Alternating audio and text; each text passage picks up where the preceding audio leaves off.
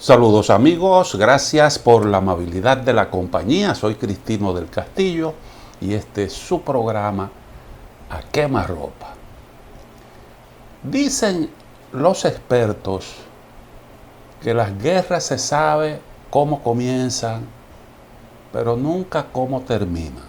Eso es muy difícil de predecir, porque son múltiples los factores que determinan su curso. Particularmente, sin ser especialista en asuntos militares y sin pretenderlo, hemos dicho que el curso de la guerra hace suponer que no estaríamos muy lejos de una salida negociada al conflicto. Pero eso es pura especulación nuestra, tomando en consideración algunos factores que no se pueden medir, como cuando usted toma una cinta y dice aquí hay tantos centímetros. No hay una fórmula matemática que permita sacar una conclusión como esa. Simple y llanamente nosotros entendemos que, en primer lugar, para Estados Unidos la guerra dejó de ser rentable. Para Estados Unidos la guerra hace tiempo que dejó de ser rentable. Naturalmente, usted no le puede decir a Ucrania, mire señor, hasta aquí nosotros llegamos, porque tiene que haber una solución que los propios ucranianos deseen. Hay que convencer a los ucranianos de que es mejor un arreglo que seguir insistiendo en la guerra. Pero también a Rusia hay que llevarla también a ese plano. Se están haciendo algunos esfuerzos, tomando en consideración que nos aproximamos a un punto en el que usted tendrá que decidir si continúa el escalamiento o no, con todo lo que eso pueda significar. Incluso decir, yo estoy en disposición de aportar tantos miles de muertos, porque a partir de ahora eso es lo que se impone. Yo estoy convencido de que nos aproximamos a ese punto y por eso creo que habrá al menos un intento de arreglo negociado. Eso no es muy fácil, sobre todo en una guerra como esta, y en donde Rusia entiende que están en juego intereses vitales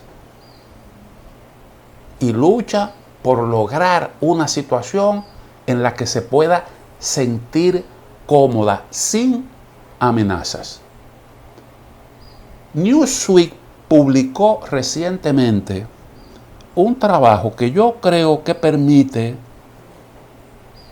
tener una idea más o menos de cómo es que están caminando las cosas y qué es lo que se puede esperar para el futuro no muy lejano. Y entonces, a partir de ahí, también se pueden sacar algunas consecuencias. Ese trabajo de Newsweek, publicado hace unos días atrás, se puede consultar vía internet. Lleva por título, la victoria de Ucrania sobre Rusia es este año o nunca. Veterano estadounidense en Kiev es el que hace esa afirmación. El reportaje es de la autoría de David Brennan y yo quiero compartir con ustedes algunos párrafos del mismo. Presten atención porque creo que vale la pena. Dice, Ucrania enfrenta una ventana de oportunidad para evitar una guerra eterna con Rusia, dijo a Newsweek un veterano de las fuerzas especiales estadounidenses que ahora entrena a las tropas de Kiev mientras los soldados ucranianos presionan la contraofensiva en curso en el sur y este del país. Bueno, lo primero es que que hay que decir es que se trata realmente de un especialista, un hombre que ha prestado sus servicios en el ejército de los Estados Unidos con mucha experiencia y que conoce muy bien las leyes que gobiernan un evento como lo es una guerra. Y segundo, es cierto que Ucrania tiene la iniciativa en la parte sur y en la parte este. Allí lleva a cabo una ofensiva. Quiere decir que quien está atacando es Ucrania. Está haciendo un esfuerzo. Los rusos se defienden sus posiciones. Pero hay que hacer aquí una aclaración. Y es que en la parte norte, en la zona en donde está Kharkov, quien tiene la iniciativa es Rusia. Y los rusos en esa parte han ido tomando de manera lenta pero sostenida algunos territorios. Y esto, en el curso de este conflicto, tal y como están planteadas las cosas, es un detalle que no se puede perder de vista. Pero sigue diciendo el especialista. Eric Kramer, director y cofundador del Grupo de Apoyo a la Defensa de Ucrania, con sede en Kiev, dijo en una entrevista desde Kiev que las fuerzas de Moscú están bien atrincheradas en el 20% del territorio ucraniano que aún ocupan y que expulsarlas será un proyecto largo y costoso para las tropas ucranianas. Rusia dice tiene bajo su control el 20% del territorio de Ucrania. Ese es un dato también importante. Estamos hablando de un país de unos 603.000 kilómetros cuadrados.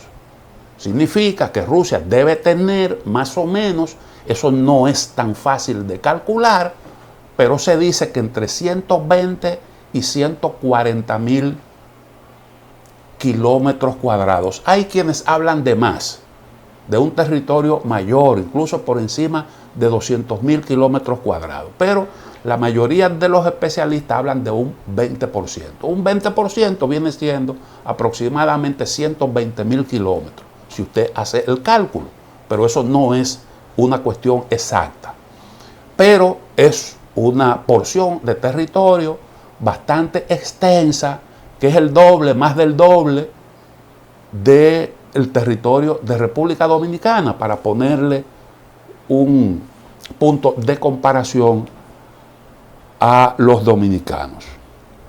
Entonces sigue diciendo este hombre que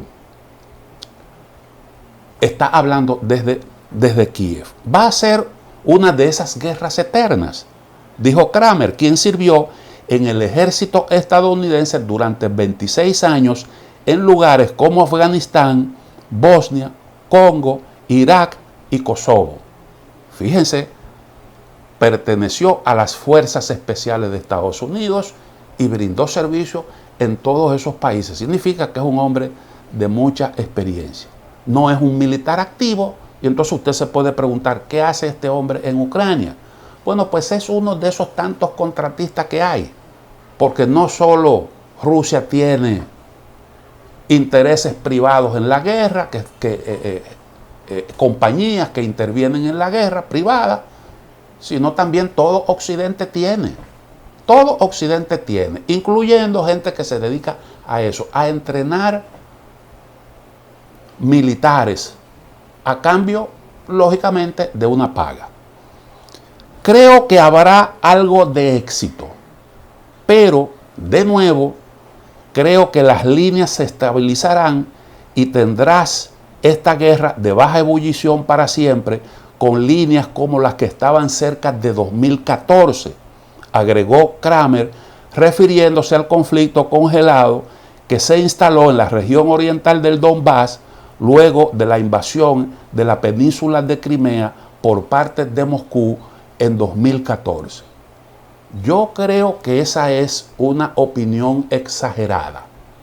Si Ucrania lograra reducir el territorio bajo control de Rusia a lo que tenía antes de la guerra del 24 de febrero de 2021, sería un tremendo éxito, porque eso significa que Rusia sería empujada de toda esa parte sur que ahora mismo que tiene bajo su control, y él mismo está diciendo, está pronosticando que no va a ser fácil.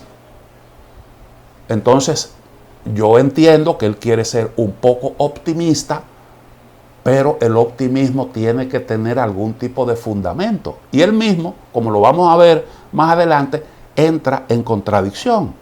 Pero sigue diciendo, siempre hay que mirar la logística y la voluntad política. Ahí él está tocando un asunto sumamente sensible. Nosotros, los que no somos expertos militares, ya sabemos, ya hemos entendido a través de la lectura y a la luz de todas estas guerras que han estado librándose ante la mirada de todo el mundo, ya nosotros hemos entendido lo que significa la logística y lo que significa la voluntad política. Eso es de suma importancia. Permítame hacer una pequeña pausa y entonces al retornar continuaremos reseñando y comentando lo que dice este experto militar estadounidense. Seguimos comentando el reportaje de Newsweek publicado hace unos días, en el que se recogen las opiniones sobre el conflicto en Ucrania del señor Eric Kramer, un experto en asuntos militares que actualmente sirve como entrenador del ejército de Ucrania. Él dice que Ucrania, bueno, quiero repetir otra vez el párrafo con el que terminé el segmento anterior. Siempre hay que mirar la logística y la voluntad política. Ya se puede ver que la cantidad de cosas que Occidente le ha dado a Ucrania está agotando la capacidad de Occidente para mantener una postura preparada. Veo que empeorará a medida que avance el año. Creo que cada vez llegará menos. Él te está diciendo, la logística es importante y la voluntad política. Desde el punto de vista de la logística, o en lo que tiene que ver con la logística, hay problemas porque no están llegando las cosas que Ucrania necesita para seguir combatiendo, y que eso seguirá incrementándose con el paso del tiempo. ¿Por qué? Porque la voluntad política está flaqueando. Hay que tomar en consideración que los países de la OTAN ya han invertido en la guerra de Ucrania más de 200.000 millones de dólares.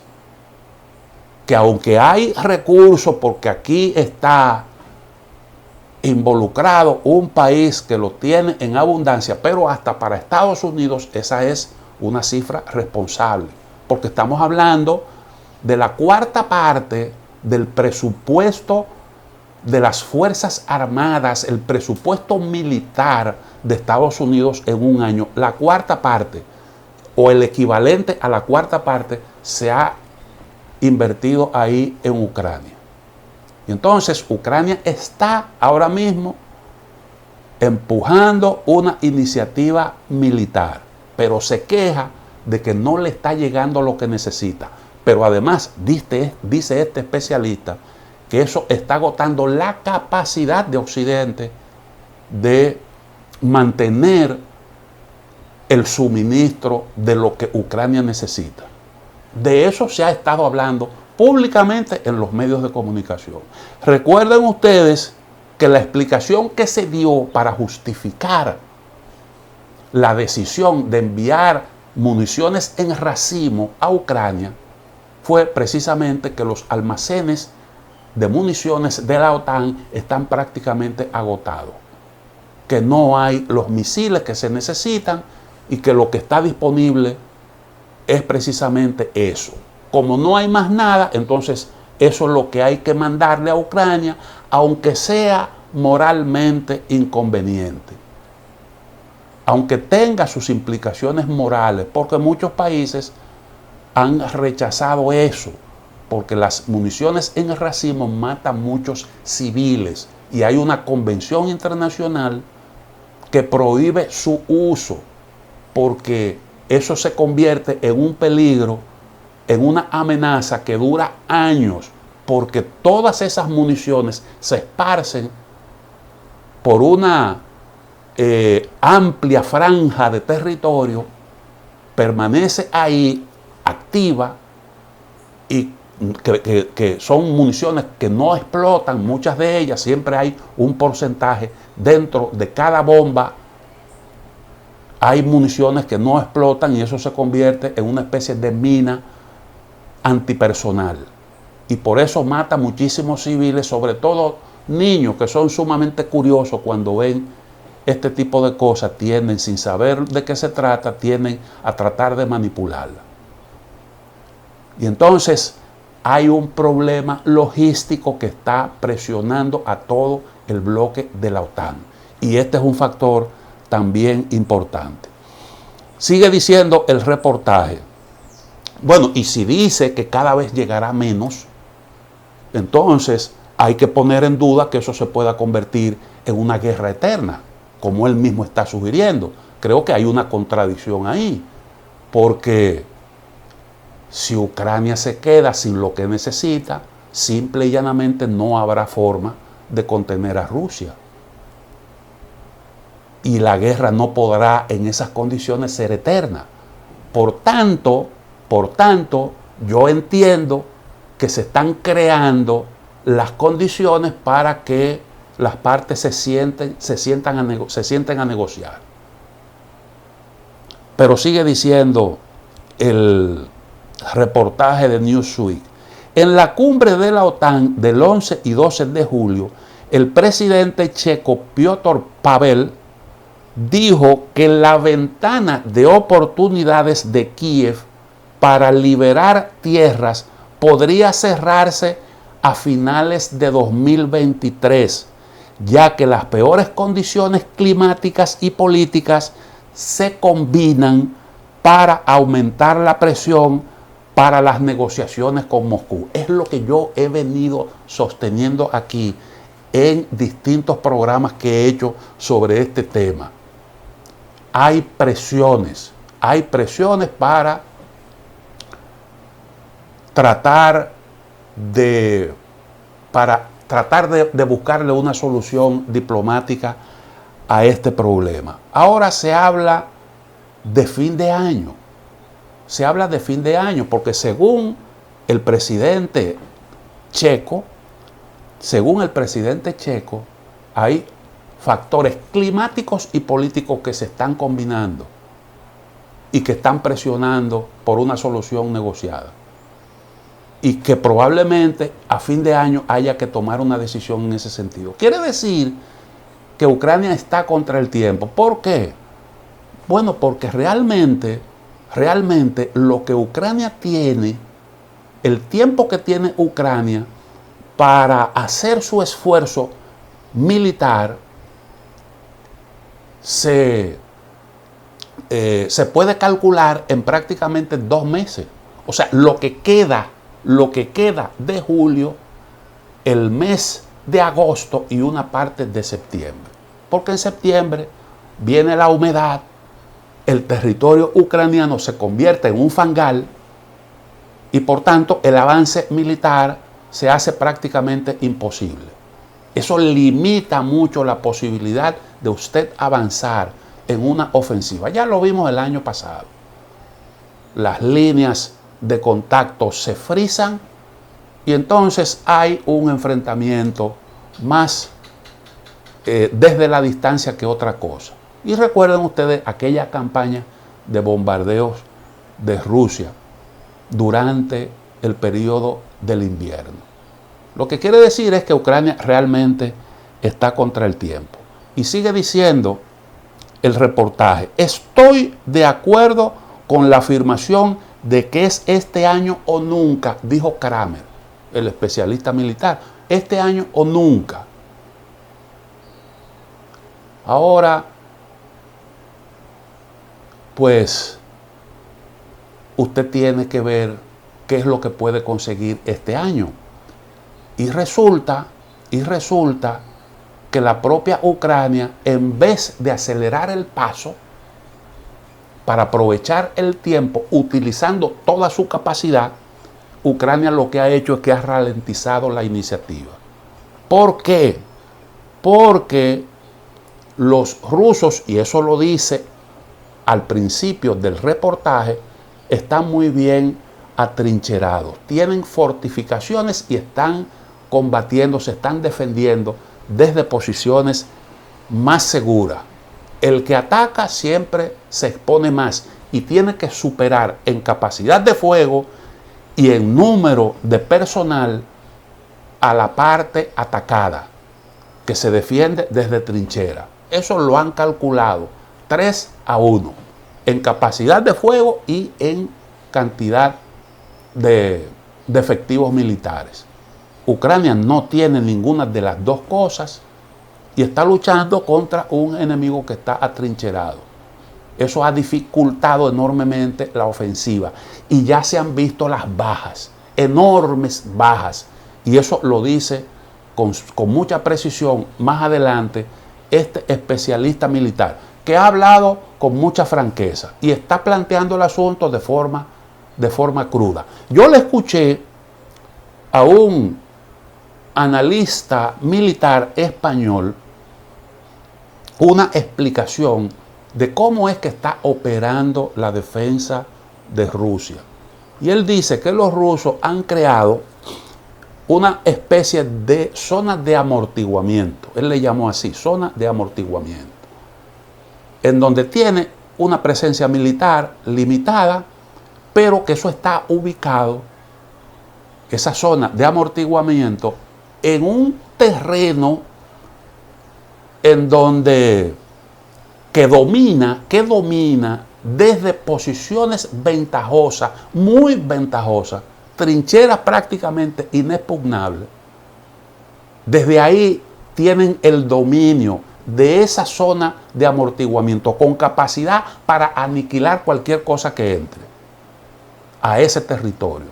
Y resulta que en el marco de la ofensiva, Ucrania cayó en varias oportunidades en la trampa de penetrar esas zonas. ¿Por qué? Bueno, porque está menos custodiada, menos protegida, y los rusos, tan pronto se presentan, las fuerzas ucranianas se repliegan, dejan que entre, para que entonces desde las posiciones fortificadas, con el uso intenso de la artillería y la aviación, se destruya todo lo que esté en ese territorio. Y de esa manera, obligando o induciendo a las fuerzas ucranianas a entrar en esa zona, los rusos le han asestado golpes muy duros a Ucrania. Muy duros. Y por eso usted ha visto todos esos blindados destruidos, esas grandes pérdidas que ha tenido el ejército ucraniano. A tal punto de que, bueno, Ucrania se vio forzada a cambiar de estrategia. Y en vez de atacar con esas grandes columnas de tanques de guerra, de blindados de todo tipo, con la ayuda o acompañado de infantería, se ha limitado a enviar una cantidad de efectivos militares sin esa gran parafernalia blindada para entonces tratar de ocasionarle baja a los rusos con la ayuda de esas pequeñas unidades de combatientes. ¿Hasta dónde eso dará resultado? Habrá que esperar. Pero es un cambio de estrategia para llamar menos la atención y para obligar a los rusos a utilizar la misma cantidad de municiones, pero para combatir objetivos menos importantes, pequeñas unidades militares, con algunos blindados más ligeros. ¿Dará eso resultado? Habrá que ver, decía. Y además de eso, pues hay una cosa que sí está segura, y es que eso significa que pues la ofensiva se ralentiza, y significa que es muy difícil usted, mediante esa estrategia, lograr penetrar las defensas y arrebatarle a Rusia grandes porciones de territorio. Lo que significa también que llegará el otoño, puede llegar el otoño sin que Ucrania haya logrado mayores éxitos en lo relativo a la captura de territorio. Si eso usted lo compara con la cantidad de pérdidas, tendría que llegar a la conclusión de que podría la ofensiva terminar en un completo fracaso. Permítame otra pausa, en breve retorno. Hay otras observaciones importantes que hace el especialista militar estadounidense Eric Kramer, respondiendo a las preguntas de Newsweek, que hay que tomar en consideración. Sigo citando el reportaje. Dice: la contraofensiva de Ucrania comenzó a principios de junio y ha progresado lentamente, aunque Kiev dice que ha liberado 8 asentamientos y más de 80 millas cuadradas de territorio. En realidad, cuando se habla de 8 asentamientos, estamos hablando de pequeños caseríos. Pequeños caseríos. No ha habido la toma de una población más o menos, de un lugar con población más o menos importante. Eso no se ha producido. Y estamos hablando de 80 millas cuadradas. ¿Ustedes saben cuánto es eso? Son 120 kilómetros. 120 kilómetros, cuando Rusia tiene, según el dato que nos dio este especialista militar, el 20% del territorio ucraniano en sus manos. Lo que equivale a decir 120.000 kilómetros cuadrados. Un avance de este tipo tan modesto, con pérdidas tan significativas, es lo que más se parece a un fracaso. Esa es una realidad. Dice Kramer que, dice el reportaje, Kramer, quien junto con su grupo UDSG de 10 a 15 entrenadores voluntarios ha instruido a miles de personal ucraniano de casi todas las partes de las Fuerzas Armadas del país, dijo que teme la vacilación y la inquietud de Ucrania en torno a las pérdidas de personal y equipo. Teme la vacilación y la inquietud. ¿Qué significa eso? Que ya se siente la desmoralización en las filas ucranianas. Eso es lo que nos está diciendo este señor. Y lógicamente, cuando la moral está baja, usted tiene graves problemas, porque eso significa que hay menos arrojo en el combate y por tanto menos resultado.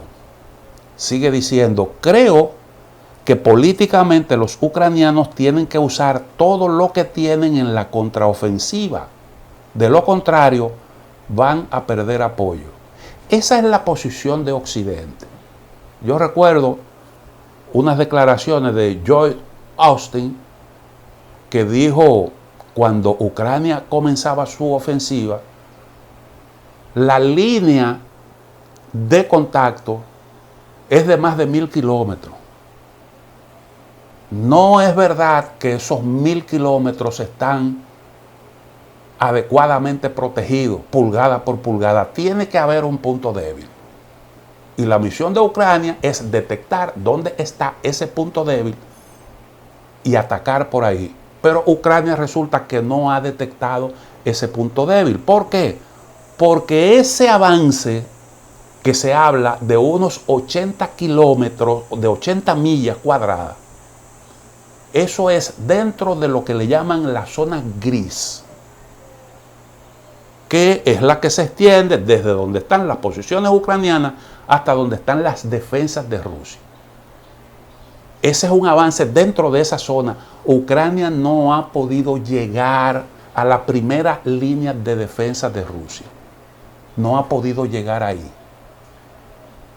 Y como van las cosas, difícilmente lo lograrán con la táctica que están ahora utilizando para minimizar las pérdidas. Entonces, cuando usted dice tiene que atacar con todo lo que tiene, eso entraña realmente un enorme riesgo. Un enorme riesgo, porque resulta que así comenzó la ofensiva y las pérdidas fueron enormes. Si usted calcula lo que los especialistas militares denominan como la capacidad de reposición, usted tiene que llegar a la conclusión de que pudiéramos estarnos acercando a un punto crítico para el ejército ucraniano. ¿Por qué? Bueno, porque usted no puede seguir acumulando pérdida sobre pérdida eternamente. Por eso es que yo digo que eso de una guerra eterna, sobre todo con esta intensidad, eso es insostenible. A ese mismo analista español que cité en el segmento anterior, no digo su nombre porque no lo recuerdo realmente, pero debí tomar nota porque vale la pena usted dar el crédito. Él decía que la capacidad de reposición se calcula en función de la población. Si usted tiene una población X, usted calcula 3.5% en el caso de Ucrania, y eso le permite a usted tener una idea de qué cantidad de baja puede soportar Ucrania. Y entonces él decía que si, tomando en consideración la cantidad de ucranianos que han emigrado, que han salido del país, la cantidad de ucranianos que habitan en esa porción que actualmente controla Rusia, usted entonces calcula cuánto viven en la zona que controla Ucrania, y eso le va a dar, él hizo un cálculo, cerca de 900.000 bajas soportables por parte de Ucrania. Y aunque no hay números, cifras exactas sobre la cantidad de bajas que ha sufrido actualmente Ucrania, habría que concluir que la capacidad para seguir combatiendo no pudiera estarse agotando. Pudiera estarse agotando. Esos son números que las partes manejan. Son números que las partes manejan. Por eso es que yo digo que pudiéramos estar entrando en una etapa en el que Occidente puede decir, bueno, aquí hay dos opciones.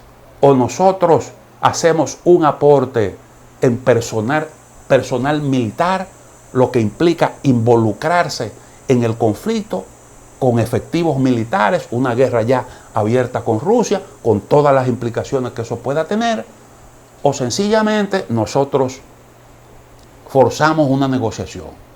Para llegar a una negociación, usted tiene que convencer a Rusia y tiene que convencer también a Ucrania. Y a Ucrania usted la convence cuando ella misma sienta que ya no vale la pena seguir haciendo el esfuerzo por la vía militar. Aunque Ucrania va a seguir tratando de involucrar a la OTAN, y es una cuestión entendible, porque ellos creen que, bueno, pues aquí es un peligro que está combatiendo Occidente en su conjunto, y que no solo le corresponde a Ucrania asumir responsabilidades, sino a todo el bloque occidental. Esa es la posición de Zelensky y la posición de Ucrania. Pero los estudios que ha ordenado, que han hecho los estrategas estadounidenses, lo que dicen es Estados Unidos tiene sus propios intereses. Estados Unidos tiene sus propios intereses y no es verdad que hay unas líneas rojas para Estados Unidos, que las líneas rojas de Estados Unidos son las mismas que ha trazado Zelensky. No es verdad, porque los intereses de Estados Unidos no coinciden en su totalidad, eso lo dicen los estrategas, con los intereses de Ucrania. Llegado un momento, habría la posibilidad de sacrificar algunos intereses de Ucrania. Y es una cuestión, ese es un escenario que no se descarta. Está, reitero, en los estudios que nosotros hemos citado aquí. Y todo eso que está ocurriendo, era una posibilidad que los estudios ponían ahí, en los informes. Una ofensiva de Ucrania, probablemente antes de fin de año una contraofensiva rusa. Y así, porque el asunto no es no se decide porque usted mande aviones. Eso lo dijo uno de los responsables militares de Estados Unidos. Aunque nosotros le mandemos F-16, los F-16 que está pidiendo Ucrania, eso no es una garantía de nada. Y lo que le estamos mandando tampoco garantiza nada. Los ucranianos entonces tendrán que poner de su parte y ver cómo bien utilizan todos estos pertrechos que nosotros le estamos suministrando. Entonces, así es como más o menos están planteadas las cosas. Sigue diciendo este especialista: las operaciones ofensivas suelen castigar. Yo lo he dicho de otra manera. El que ataca pierde fuerza. Y los informes iniciales sugieren que las bajas ucranianas están aumentando, aunque los funcionarios de Kiev sostienen que están infligiendo varios órdenes de magnitud más a los rusos. Ninguna de las partes publica cifras actualizadas.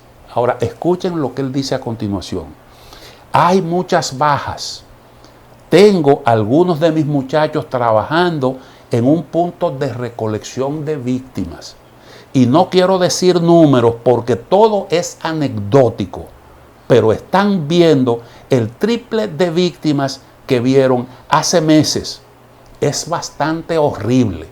Esa es la realidad. Esa es la realidad. Yo estoy citando Newsweek, lo que dice en un reportaje de Newsweek un especialista del ejército de los Estados Unidos que sirve de entrenador en Ucrania, de entrenador militar. Otra pausa y volvemos para el último segmento. Bien, permítanme concluir el comentario del reportaje publicado hace unos días por Newsweek, en el que se cita a un especialista militar estadounidense de nombre Eric Kramer, que actualmente sirve como entrenador del ejército en Ucrania. Dice este especialista citado en ese reportaje por Newsweek: el estado de Ucrania no está en peligro de colapsar. Yo difiero un poco de esa opinión. Claro, no se puede pedir que un militar que está al servicio del ejército de Ucrania hable de la posibilidad de un colapso. Pero a mí me parece que esa es una posibilidad real. Esa es una posibilidad real. La ofensiva en el sur y en la parte este está patinando. En la parte norte, como decía, Rusia tiene la ofensiva. Y no se puede descartar que en un momento determinado se abra otro frente por la parte norte, desde el territorio de Bielorrusia, en cuyo caso Ucrania tendría que enviar tropas en esa dirección. Y eso implicaría debilitar sus posiciones actualmente en esos dos lugares en donde lleva la ofensiva. Porque donde Rusia está atacando, eso no se puede debilitar más. Y lo que Ucrania tiene en reserva, que no ha utilizado, que no está utilizando en la guerra, son unos 40.000 militares.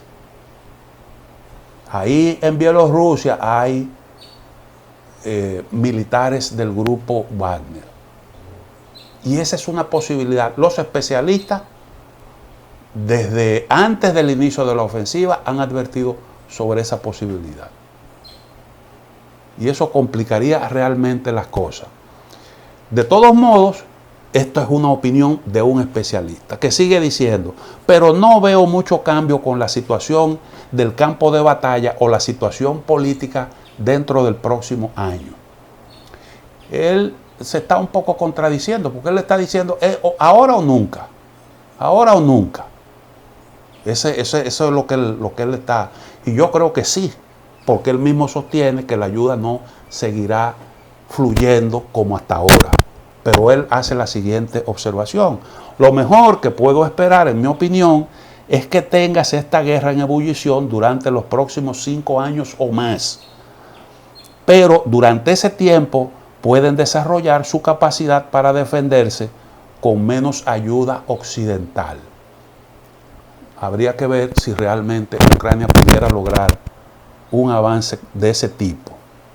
Hasta ahora mismo ha dependido para todo de Occidente, incluso hasta para pagarle a los soldados. La economía ucraniana está totalmente en el suelo. Ahora mismo Rusia le acaba de aceptar un golpe duro porque se verá Ucrania privada de los ingresos por exportación de grano. Eso representa ingresos sustanciales. Es probable que logre sacar parte de esa producción a través del Danubio o por tierra, pero el costo será mucho más elevado y probablemente no se pueda sacar por esa vía toda la producción. Ahí se va a perder un dinerito y eso es más presión para Ucrania, porque las guerras se hacen con dinero. No creo que alguna vez se mantengan completamente solos, pero tendrán que ser capaces de hacer más por su cuenta, porque el apoyo de Occidente será cada vez menor. De lo contrario, seguiremos viendo esta repetición de ataques rusos indefinidamente. Esto dice este contratista privado, que es un hombre con mucha experiencia, que ha prestado servicio para Estados Unidos en diferentes países del planeta, que sabe realmente lo que está diciendo y que ha hablado de una manera muy descarnada sobre esa realidad que se está viviendo ahí, en esa guerra, que a mí me parece, bueno, que está llegando a un punto en el que hay que realmente plantearse opciones que pueden tener grandes repercusiones. Ahora, si en el plano militar no le está yendo muy bien a Ucrania, yo creo que en el plano político diplomático, los aliados de Ucrania han tenido algunos éxitos, algunos aciertos. Por lo menos hemos visto cierto cambio en la posición de China, después que Estados Unidos convino en modificar su posición con respecto a Beijing, porque Estados Unidos estaba cometiendo el error de ejercer presión al mismo tiempo sobre Rusia y también sobre un grupo de países que han sido aliados cruciales de este país.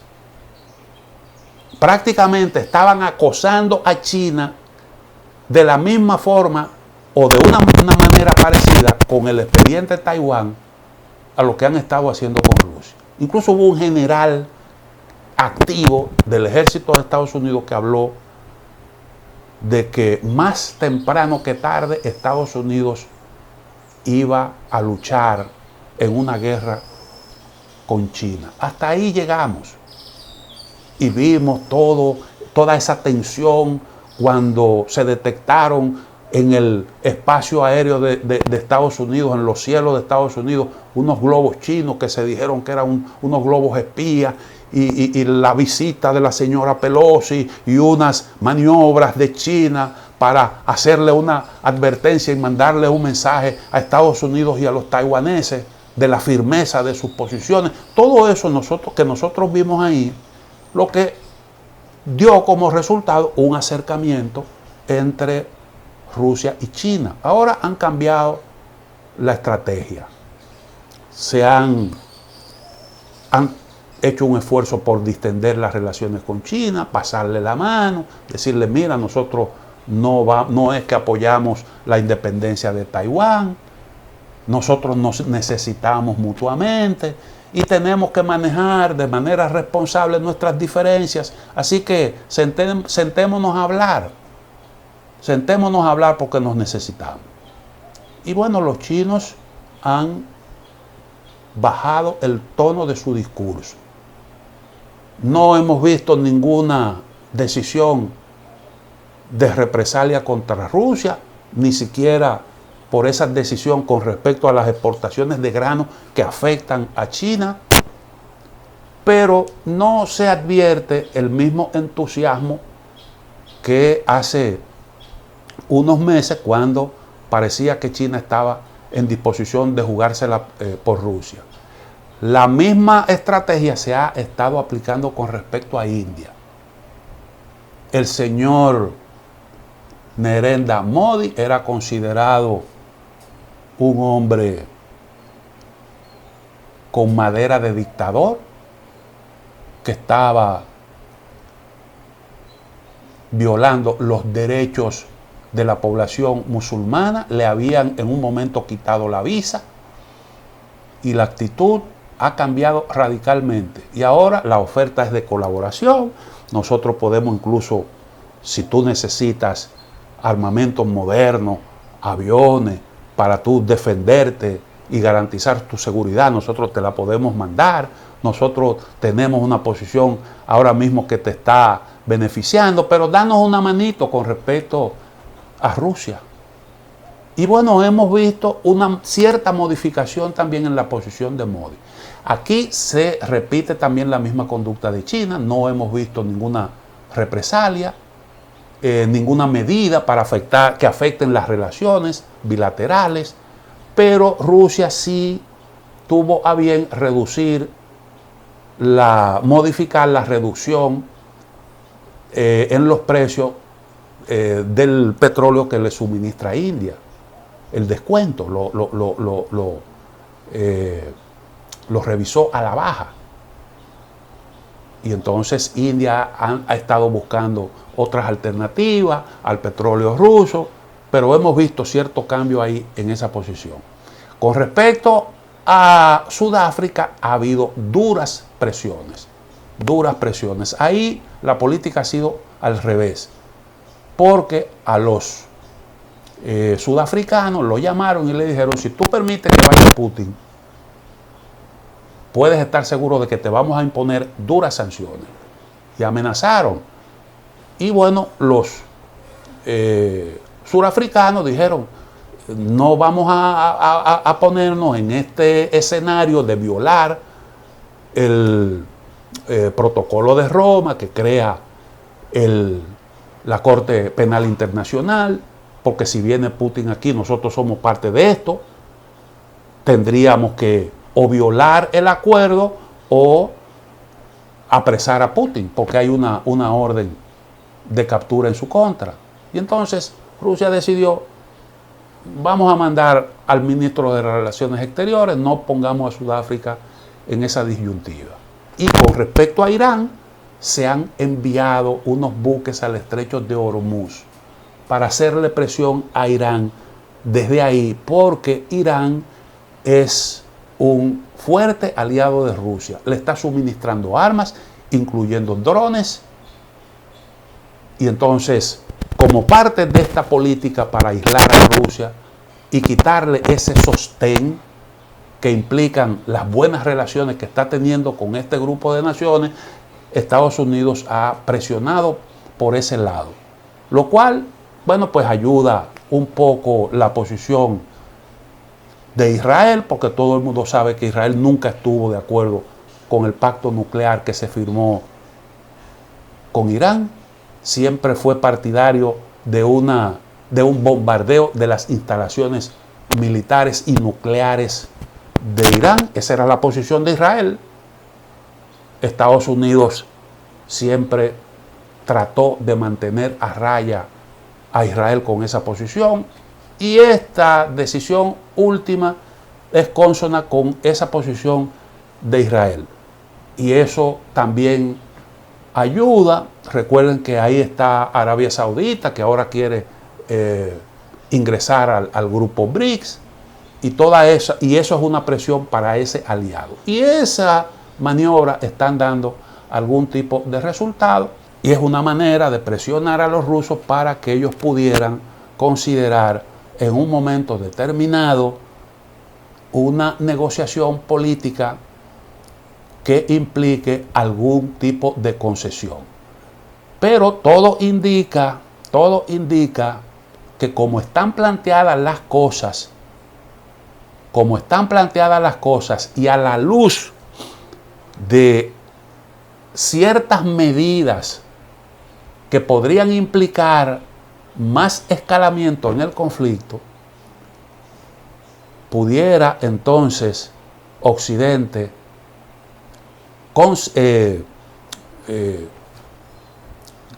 ver la posibilidad de algún arreglo con Rusia que pudiera satisfacer sus demandas. Porque hay un problemita aquí en esto, y eso es muy importante.